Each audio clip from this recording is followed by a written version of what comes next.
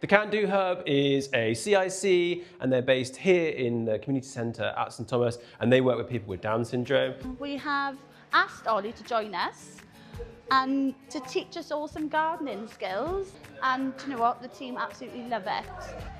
They do a lot of skill building here, and one of the things they wanted to do was introduce more food growing, but also just being outdoors, working with their hands.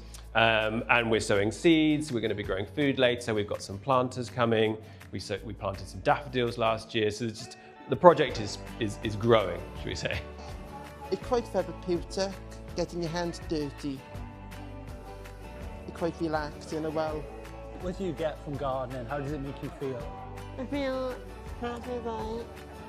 Is it relaxing? Yeah. Yeah, this is the highlight of my week being here at the CanDo Hub. We designed the garden space together, and yeah, it's just been a really beautiful process. They've definitely opened up. It really brings them out of their shells.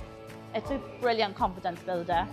It's about sort of showing people not only can you grow food cheaply, readily, and eat it and it's delicious, but you also don't need a lot of stuff to do that.